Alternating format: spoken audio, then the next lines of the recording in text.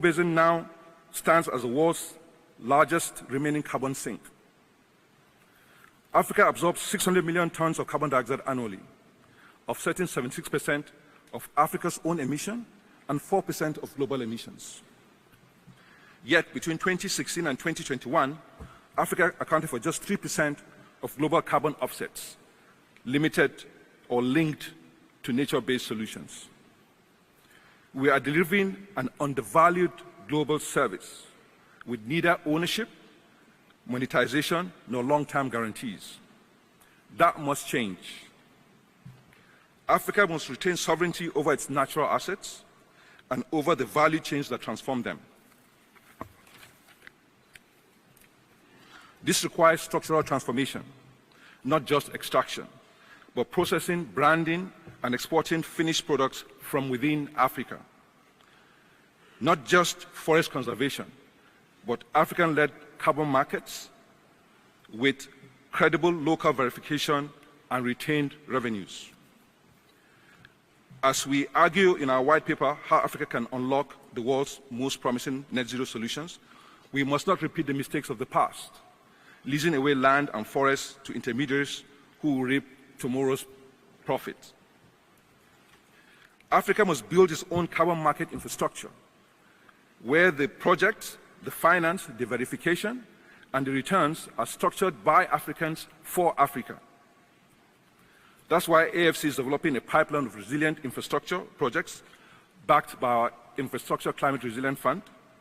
It is why we have partnered with Ingelyaki Montane Forest, a replicable model for protecting and expanding Africa's carbon sinks.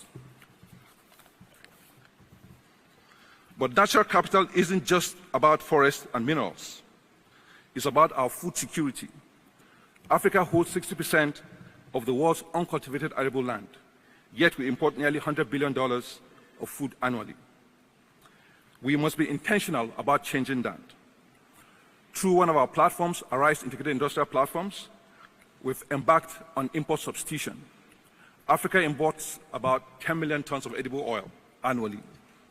We've given ourselves a target that we're going to produce 10% of that, and we've achieved about 600,000 tons already. And we're going to continue along several other lines. It is also about energy access.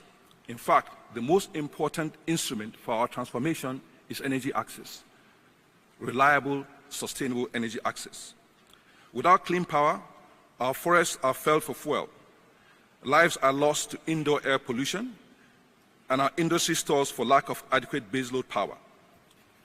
Despite Africa's unmatched renewable endowment, Africa has over 10,000 gigawatts or 10 gigawatts potential for solar energy, 110 gigawatts for wind, 340 gigawatts for hydro, 400 gigawatts for gas, 15 gigawatts for geothermal.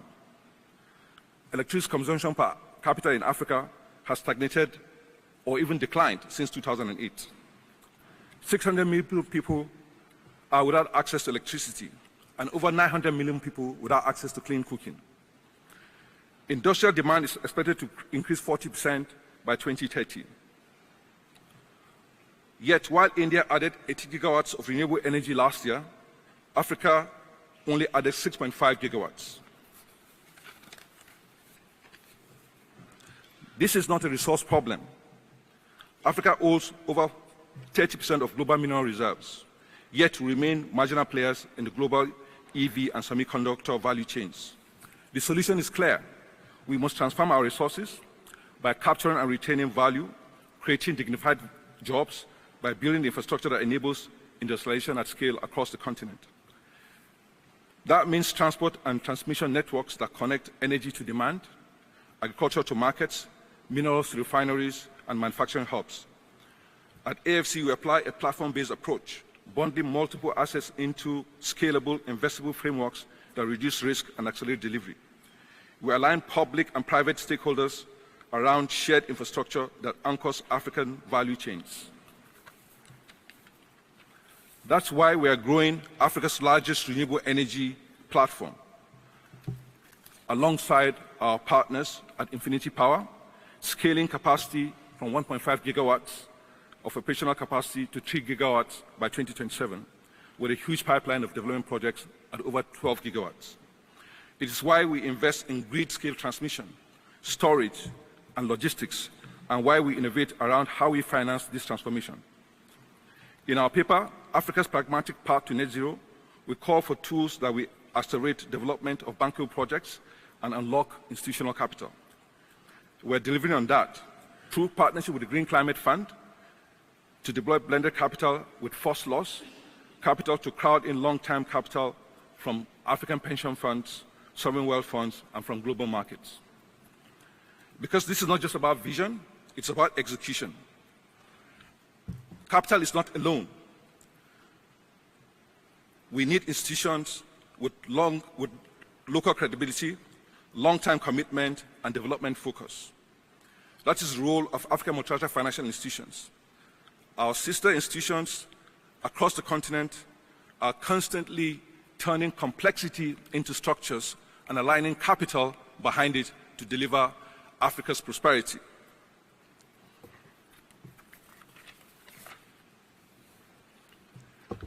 We must be empowered and capitalized, not bypassed, in delivering Africa's transformation, because we access capital from markets with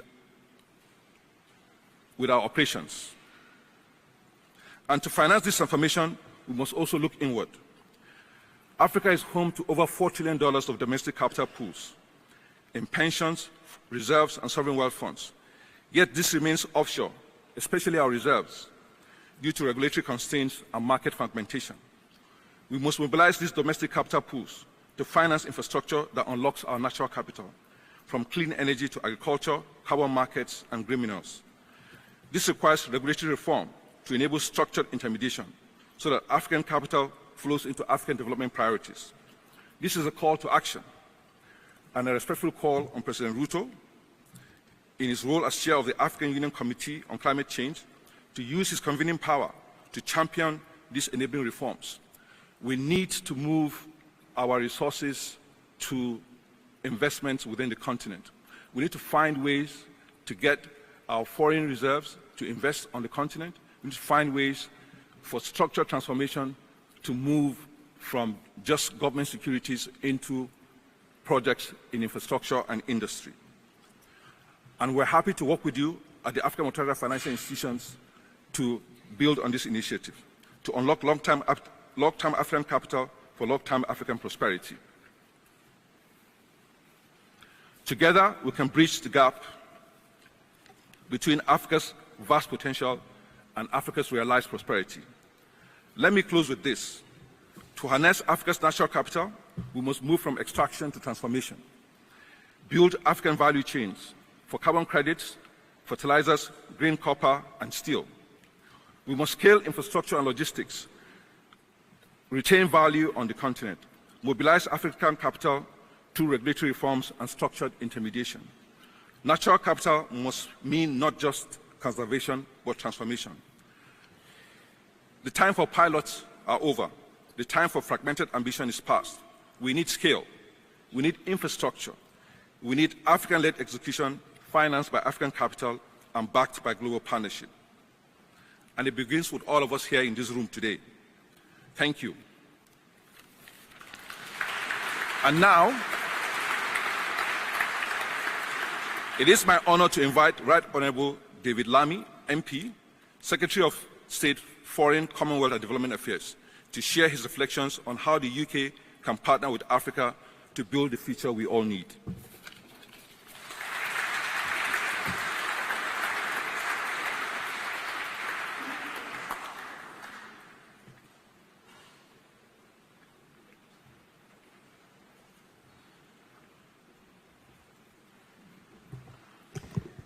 Well, Your Excellency, President Ruto, ladies and gentlemen, friends, it's a great pleasure to be here today, and thank you to Samala and the team behind the Africa debate for bringing us all together. This week, it's 25 years since I was first elected the Member of Parliament for Tottenham, and therefore begun my journey in public life. So I want to start by looking back for just a moment in time. I was a Member of Parliament and then a junior minister in the governments of Tony Blair and Gordon Brown. And they were both very, very focused on Africa and the continent of Africa. However, when I look back on that period, it was most definitely, principally, through the lens of development and aid. This was the era of the Jubilee debt campaign. It was absolutely the era of the Millennium Development Goals. Make poverty history was the theme of the day. And the G8 summit in Gleneagles in 2005, implementing many of the recommendation of Blair's Commission for Africa. These efforts left, of course, a legacy. In 2000, almost two-thirds of all sub-Saharan Africans lived on under $3 a day. By 2010, when Gordon Brown left office, the figure was under half. But when I became Foreign Secretary last year, I wanted to modernize our approach to Africa, modernize our approach to development. I, of course, had been traveling to the continent for many, many years. The first country I ever visited was Kenya.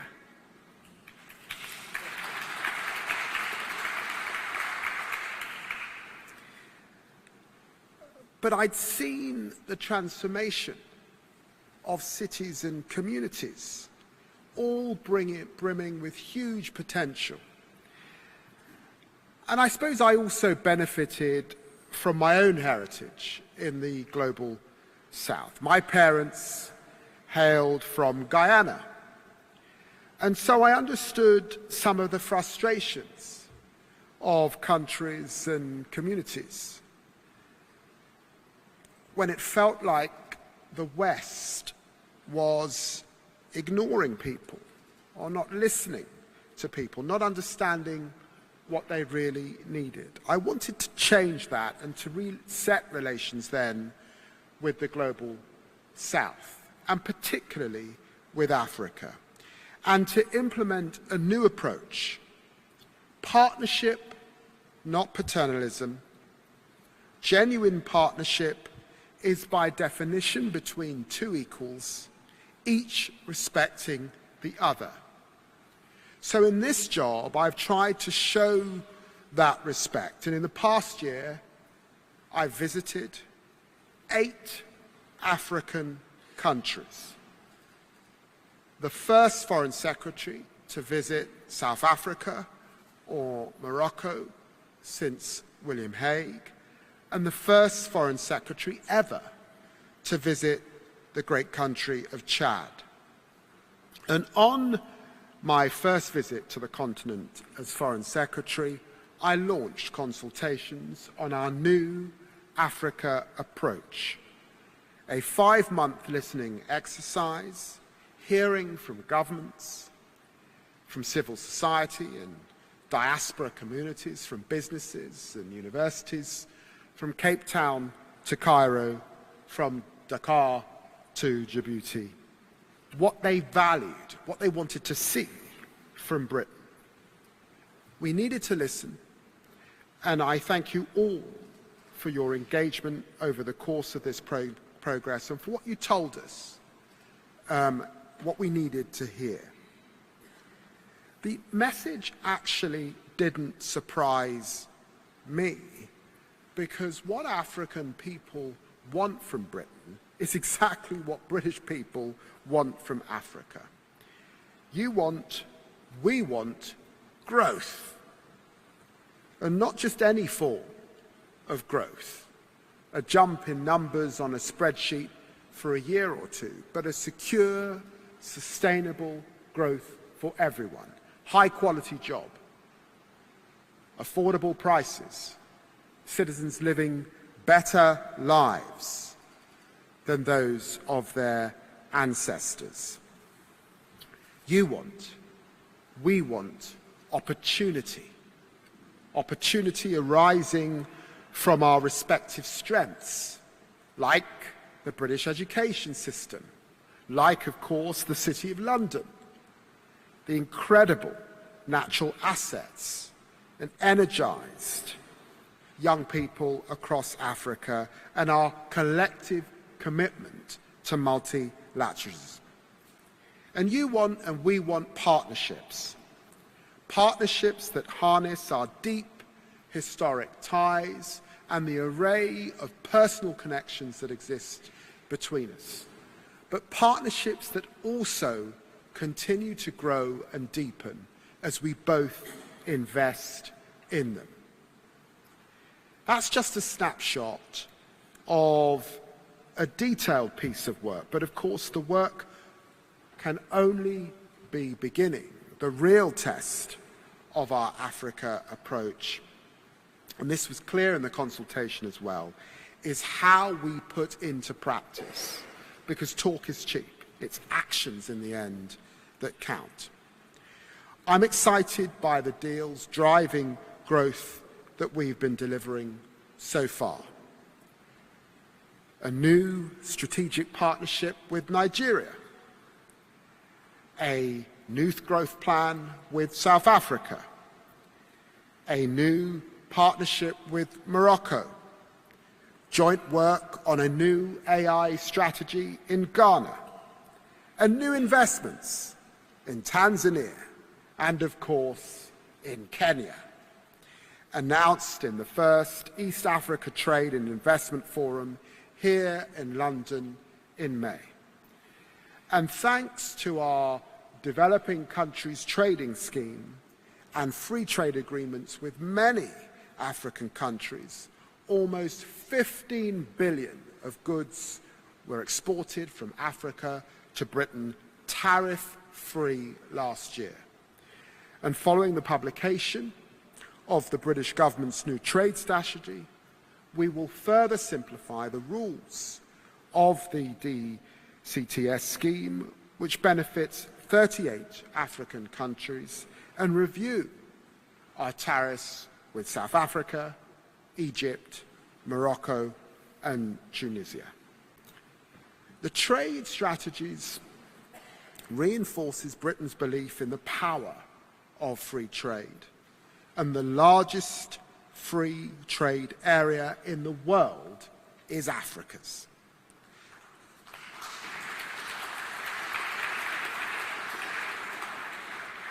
And that's why we back the rollout of the African Continent Free Trade Agreement, reducing barriers to intra-African trade through support in areas like digital, trade and custom cooperation. And we will increase opportunities for British firms to play their part, just as it will increase prosperity in Africa.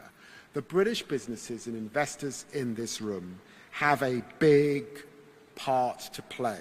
And I want our ambassadors, our high commissioners, working closely with you so that together we can play a confident role in investing more and supporting the growth of the African market. So more trade, more investment, this is the best path to prosperity for all.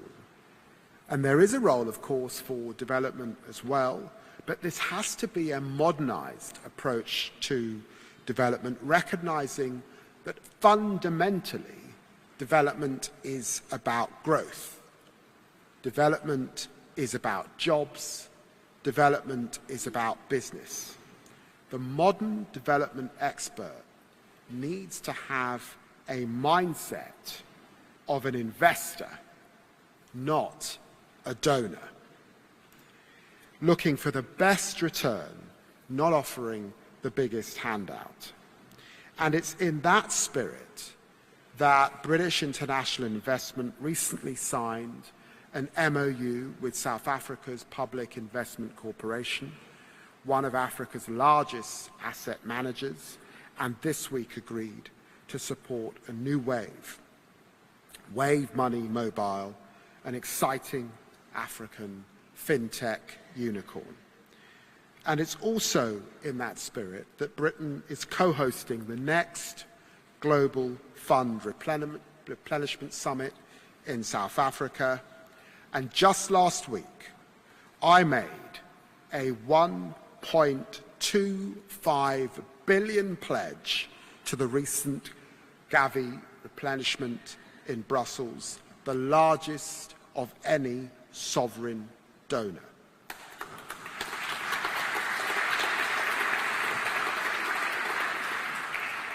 That work will save lives, many, many millions, but it will also unlock economic value. Every pound given to Gavi drives £54 in wider economic benefit, and crucially, it unlocks value in Britain and Africa. Gavi works closely with cutting-edge British pharmaceutical firms like GSK, and it's also designed the first African vaccine manufacturing accelerator, which is using industry partnerships to deliver vaccines for Africa. Vaccines, and this is very important because people talked about that during the COVID pandemic. They asked the question, why? Why are we failing, the West failing to vaccinate the African continent? And that was an important question. But there was a second question. Why has the African continent not got its own manufacturing capability? And that is what we now need to deliver in Africa. Working with partners like Nigeria, we're pushing for organizations like Gavi and the Global Fund to work together and reform so that their work has national ownership at its heart. National ownership is similarly important when it comes to reforming wider international finance, especially for climate and nature. And thank you, President Ruto, for your leadership on the climate issue particularly. The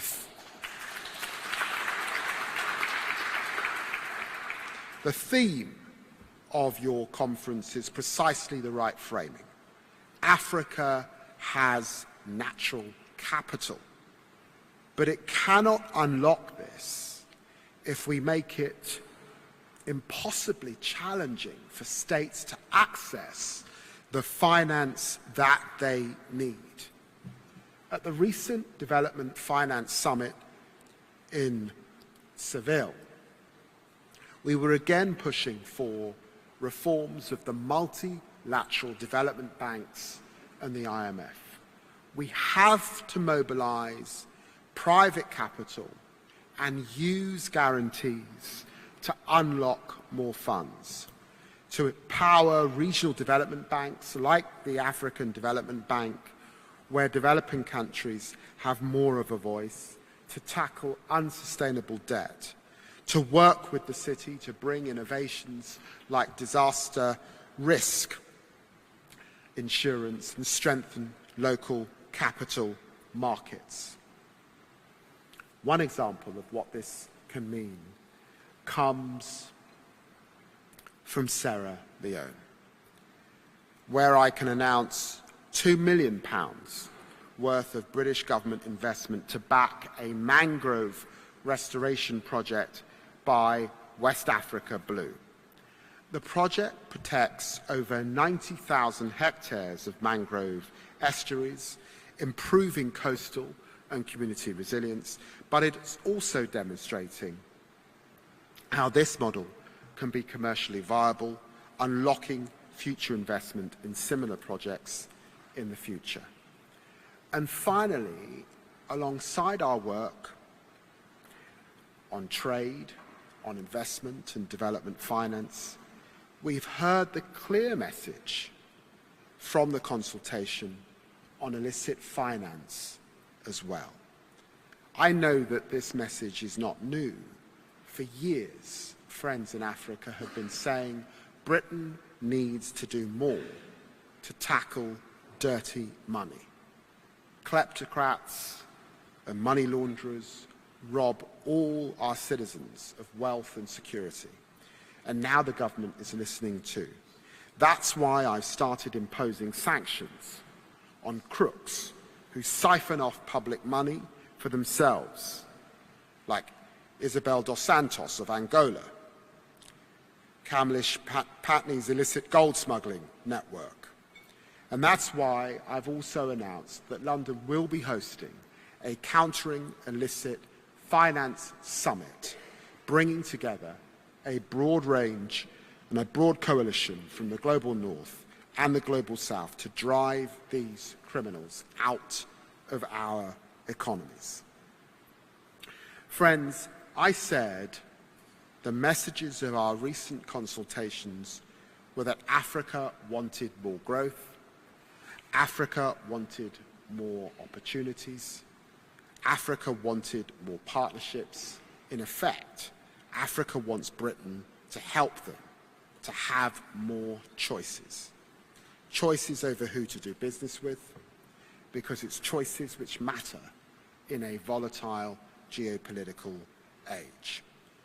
Britain wants choices too, and I believe that given a choice, more and more British businesses and investors will be choosing Africa in the coming years. But don't take my word for it. Let's hear from an African voice. It's my great pleasure and my honor to introduce to the stage a great partner of the UK, a partner who was in number 10 meeting with Prime Minister Starmer just yesterday, His Excellency Dr. William Ruto, the President of the Republic of Kenya.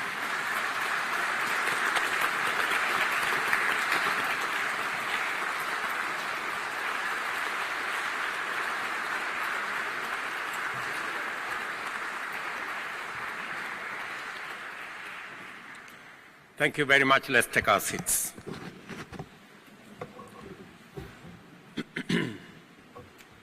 Your Excellencies, distinguished guests, ladies and gentlemen,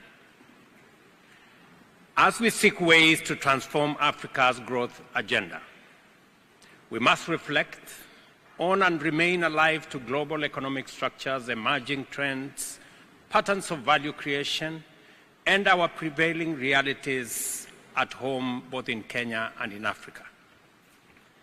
Across the world, the architecture of economic value creation is shifting in profound ways. Here, in the United Kingdom, for instance, more than 80% of GDP in 2023 was generated by services sectors such as finance, professional services, technology, and retail. Traditional sectors like agriculture and extractives accounted for less than 2% of GDP. This reality is not unique to the UK. In many upper middle income economies such as Brazil, China, Mexico, Thailand, and many others, services now account for more than 50% of their gross domestic product. The leading drivers of value creation in these economies are no longer extractives or primary industries, but sectors that leverage knowledge, innovation, and human capital. This trend signals that the future of global economic competitiveness lies in investing in services, technology, and human capacity to innovate and solve complex challenges. Nonetheless, We must also recognize that primary industries and manufacturing remain vital and indispensable, especially for developing economies. In sub-Saharan Africa, agriculture still employs nearly half the workforce and contributes between 20 and 40% of GDP on average. In Kenya, agriculture contributes 22% to our gross domestic product, while more than 40% of our population is employed both directly and indirectly in the sector. In fact, 70% of our rural population depends on agriculture for their livelihoods. Our tea, coffee, horticulture, and livestock sectors generate essential foreign exchange, ensure food security, and sustain millions of livelihoods. Minerals and other extractive industries also remain significant, providing vital revenue for many African nations and anchoring fiscal stability. This dual reality shows clearly that Africa's growth path cannot be either or proposition. We cannot choose strictly between investing in services or supporting our primary industries. That would be a counterproductive and false dichotomy. We must do both simultaneously. Allow me to share the Kenyan perspective, which is certainly relatable to many African economies. Our experience suggests that while investing in services sector is necessary, it is not sufficient to address the urgent challenges of poverty reduction and unemployment while achieving meaningful economic growth. For example, over the past 30 years, formal employment in Kenya has remained relatively stagnant at about 3 million people, while employment in the informal sector has grown dramatically from fewer than 2 million people in 1990 to 17 million people today. This reality reveals a fundamental truth that for millions of Kenyans working in the informal sector, GDP growth alone does not automatically translate to more money in their pockets.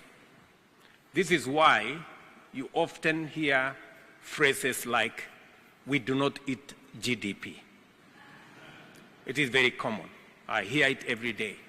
Even when our growth numbers are moving in the right direction, people are saying we are not feeling it in the pocket. When growth figures fail to deliver real impact on people's daily lives, then we need to rethink our strategy.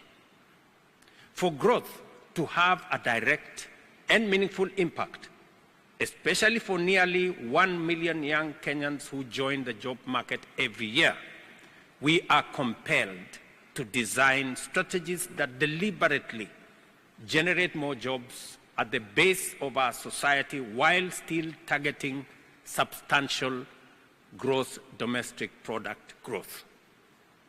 That is the essence of the Kenyan government's bottom-up economic transformation agenda. It is a people-centered grand strategy aimed at lifting millions out of poverty, creating new opportunities, formalizing the informal enterprises, and building a more equitable and prosperous nation for all of us. The bottom-up economic transformation agenda plan is built on 5 pillars: modernizing agriculture, formalizing micro, small, and medium enterprises, building social, affordable, and market housing programs, expanding our digital superhighway, and ensuring that universal health coverage becomes a reality for the majority. Each of these pillars was chosen for its potential to transform livelihoods, stimulate inclusive growth, and strengthen our economy from the bottom up. The implementation framework adopted a value chain approach designed to reduce the cost of living, expand revenue base, increase foreign exchange earnings, create decent jobs, and ensure broad-based growth. By addressing every link in these chains, from production through trade and markets into financing and public-private partnerships, infrastructure and platform development, to skills and enterprise, we are building resilient systems that unlock Kenya's vast potential while delivering real and tangible benefits for every citizen. In Kenya today, we are modernizing agriculture to increase productivity, enhance food security, and develop agro-processing value chains that add value and create decent jobs. We are also advancing industrialization to build competitive manufacturing capacity, substitute imports, diversify exports, and anchor resilient local supply chains. We are supporting micro, small, and medium enterprises to transition into the formal economy, unlocking access to finance, access to markets, and building skills. For instance, through our affordable housing program, we are currently building 150,000 housing units across the country, financed with locally mobilized resources. This initiative has already generated more than 250,000 jobs across the entire housing value chain, stimulating economic activity and livelihoods nationwide. And let me explain this for a moment. We have mobilized resources locally. If we were to borrow the money we are using in our affordable housing program, we would still be having meetings in capitals. We would not have started building the first house 2 years down the road. But today, we have signed contracts to build 150,000 houses. We have $2 billion of contracts signed. We have a pipeline of 700,000 houses. We have 250,000 young people working, and the numbers are growing every other contract when it is signed. It speaks to the power of what domestic mobilization of resources can achieve. Under the same program, about Kenya shillings 11 billion, that's about US dollars 85 million, has been specifically ring-fenced to support the informal sector, locally at home known as the Juakali sector, empowering artisans and small enterprises to benefit directly. I had an occasion to speak to one of the Juakali enterprises. These are people who in the past did not have an opportunity to make any useful contribution. The last contract they signed with our affordable housing program was a 720 million shillings program. That is what corporates, those are the kind of contracts corporates sign. But this is now available to small enterprises, companies that have 15, 20, 30 people. They now have scaled up their operations. At the same time, we are accelerating investments in high-value service sectors, such as ICT, financial services, logistics, education, and the creative economy to deliver the next wave of growth, employment opportunities, and societal health. Investment in consumer-facing sectors such as retail, hospitality, real estate, and digital commerce is also accelerating. Our expanding middle class, rapid urbanization, and digital connected youth offer strong fundamentals for sustainable consumer-driven growth. Ladies and gentlemen, Kenya is home to one of the most advanced financial ecosystems in Africa, with mobile banking, digital payments, and fintech innovations that have expanded financial inclusion to over 84% of adult population, up from 26% in 2006. Our capital markets are increasingly active and liquid. Nairobi hosts regional operations for global banks, investment firms, and insurance companies. We are expanding these platforms through regulatory innovation, digital integration, and regional harmonization under the East African Community Framework. Just yesterday, we welcomed the Africa Finance Corporation into the Nairobi ecosystem. They will be setting up an office in Nairobi.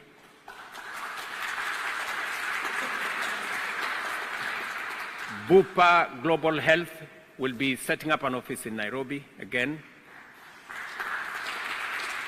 After this meeting, we will be signing on Lloyd's of London to join the Nairobi ecosystem, the oldest insurance company in the world. We just welcomed 2 months ago Teleperformers, who are the largest BPO company in the world. And that hub is growing.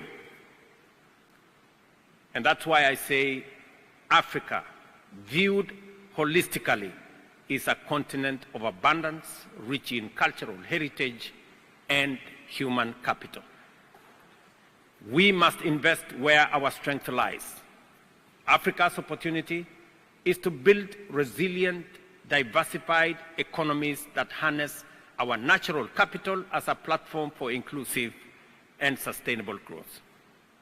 We have natural and strategic resources that have the power to drive the global economy. We possess approximately 30% of the world's known critical mineral reserves, including more than 70% of global cobalt, 47% of manganese, and significant deposits of lithium, graphite, and rare earth elements. These minerals are strategic assets for global energy and digital transition. Beyond minerals, Africa is rich in renewable energy potential, and Kenya is a leader in this space. Today, over 90% of our electricity is generated from sources that are renewable, and we are committed to reaching 100% clean energy by 2030. When I say 2030, it looks far. In the next 5 years, that's what I'm saying. So in the next five years, we want to be at 100%. If you are looking for a space for you to decarbonize your business, Kenya is the natural destination. On food security, Africa holds 60% of the world's uncultivated arable land, yet, as of 2023, accounted for only about 10% of global agricultural output and less than 5% of processed food exports. Investing in agriculture-led industrialization can enhance domestic food resilience and secure food and food security. According to estimates by the Africa Development Bank, FAO, and McKinsey, Africa's agribusiness market could grow from US $300 billion in 2010 to US $1 trillion in 5 years, that is in 2030. Ladies and gentlemen, Africa aspires to a fair and equitable share in the global economy. Now is the time to rewrite Africa's growth agenda, not as an echo of external prescriptions, but as a bold declaration of our own vision. A vision anchored in the ingenuity of our people, the richness of our resources, and the urgency to prioritize inclusive prosperity, resilience, and regional strength. We have a generational chance to build value chains that keep wealth on the continent, develop competitive industries, and create millions of jobs while shaping global supply chains from a position of strength. Unlocking this potential requires a multifaceted approach. Strengthening regional integration through the Africa Continental Free Trade Area is essential to expand market access to over 1.4 billion people, reduce production costs, and enhance regional connectivity. Building resilient infrastructure is critical to supporting supply chains, trade corridors, and efficient logistics. Mobilizing green and private financing is also necessary to scale transformative projects across our continent. We are already witnessing powerful models of what is possible. The Manufacturing Africa program, spearheaded by the UK, is unlocking over sterling pounds 1.2 billion in foreign direct investment, with a job creation target exceeding 100,000 people. Kenya's own Africa Green Industrialization Initiative, launched at the COP28 in 2023, has grown from 6 green deals worth sterling pounds 3 billion to 91 deals valued at more than sterling pounds 28 billion, with the potential to generate over 130,000 jobs. We are accelerating the deal conversion cycle with a dedicated National Investments Committee model, which we intend to replicate and to champion at the Pan-African level together with our friends, the Africa Continental Free Trade Area. And I hope my good friend Wamkele is in town, and we will be able to engage with him much later. Distinguished guests, one of the key indicators of Africa's ambition is the development of flagship infrastructure projects such as the Nairobi Railway City project. Shortly, I will announce the expression of interest for this development, offering a unique opportunity to engage in a flagship public-private partnership program. Covering over 400 acres, Nairobi, in the heart of the city, Nairobi Railway City is envisioned as a transit-oriented development with integrated commuter rail, bus rapid transit, and pedestrian infrastructure. It will feature a multi-purpose arena, conference facilities, hotels, and retail spaces, aiming to establish Nairobi Railway City as a vibrant, round-the-clock business and entertainment hub. It will also include an innovation and knowledge district for tech startups and research and development hubs. It will provide sustainable, affordable housing to meet the demands of rapid urbanization in Kenya while ensuring seamless and cost-effective urban mobility. This project is set to transform our capital city and create 10,000 employment opportunities at its core. I am informed that the Nairobi City Investment Facilitation Desk will be available today and throughout this forum to plan site visits and one-on-one meetings to address inquiries and support investment opportunities. Allow me to say 3 final things.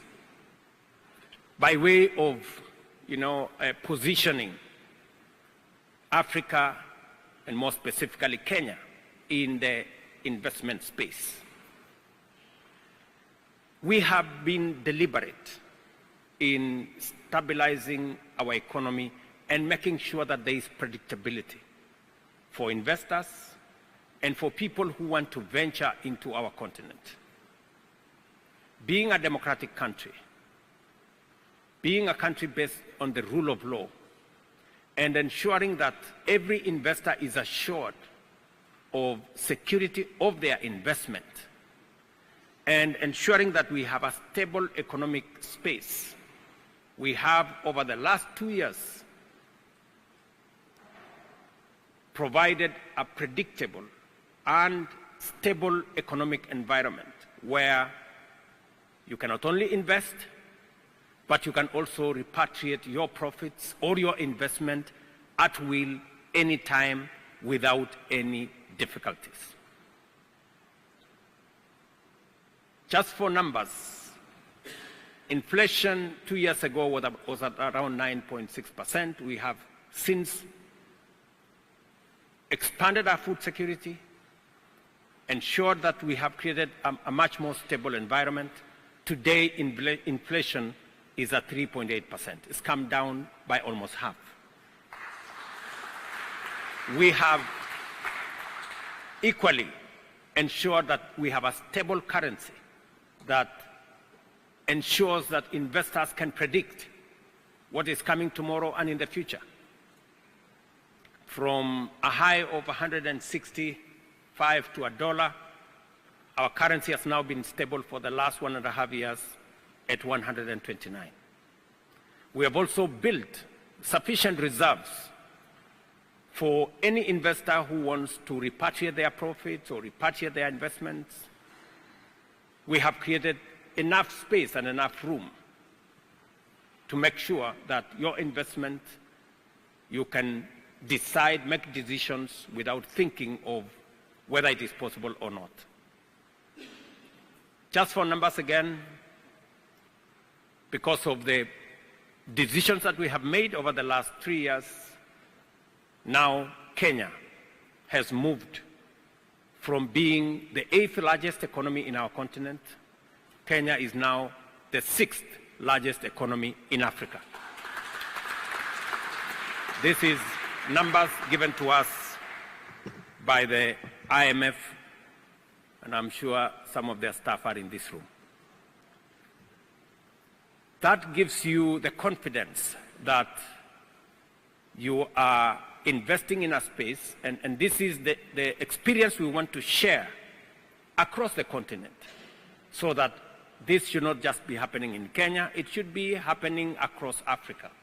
And we are working with colleagues in the framework of the Africa Continental Free Trade Area to make sure that the experience in Africa is uniform.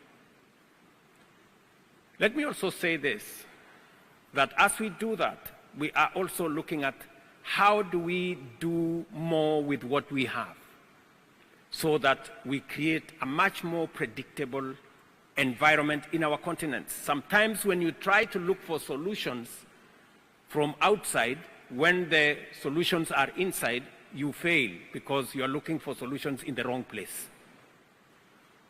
It is the reason why some of the programs using innovative and creative means, you can always find solutions that stabilize and create opportunities for investment, both locally, for local investors, and also for foreign investors. I will give you 3 examples. Number one, in our housing program, as I told you earlier, we decided that we are going to mobilize local resources. After we have mobilized local resources, there is also an opportunity now to securitize those local resources so that even investing members of our society, whether they are local or foreign, can also have an opportunity to leverage on the resources that we have put together, so that we can also create investment opportunities. A second example is our health. We decided also that health is such a critical aspect of our social infrastructure that we do not want to rely on resources that we have no control over. A case in point is when there were cuts on USAID and all the other development partner resources, it was necessary for us to think outside the box. So we decided in Kenya that we're going to move away from depending on foreign resources to run our health infrastructure. We decided that we are going to do this using locally mobilized resources. Today, we have moved people on health insurance from 7 million in 2 years to 24 million homes. Again, using locally mobilized resources. But we have also created opportunities for those in the manufacturing sector of health equipment. Now we are creating investment opportunities for manufacturers. We've sat together with the manufacturing community, and instead of us buying all this equipment, whether they are MRIs or CT scans or other equipment for hospitals, we've now agreed with them that this is not trade, this is investment. You bring your ICT equipment, you bring your CT scan, you bring your MRI, place it in our hospitals. It is your investment. We will pay you as we use those equipments. Fee for service. And everybody has found an ecosystem that makes sure that even in social services like health, we have created investment opportunities so that public and private can come together for the betterment of society and for a win-win outcome. Those of us looking for social services, we get. Those of you looking for investment opportunities, you have a chance. That is the kind of innovation that we are working with the private sector to make sure that we do this together. Let me conclude by giving you one final example. Our roads infrastructure was suffering cash flow and challenges in making sure that we do more on the road sector. We decided to securitize our assets, the assets that we have. And we raised $1.3 billion using our local assets. Not debt on government. We didn't have to carry it on our balance sheet, but it is doing the job for which those assets were intended.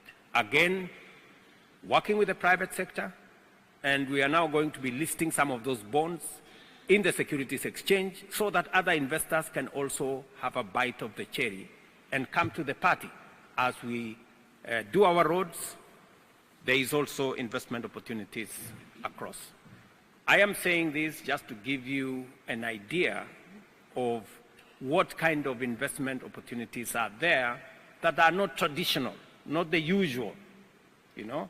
And we are looking at working with friends, partners, investors, especially from the private sector, to help us deliver on public goods using private sector money, but with a return for investors.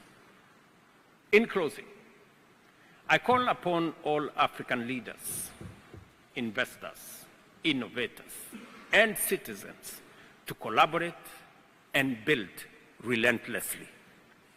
Let us harness our natural capital for growth and generational transformation. Let Africa rise not as the world's resource warehouse, but as the engine of global progress. I thank you all, and God bless you. Thank you very much.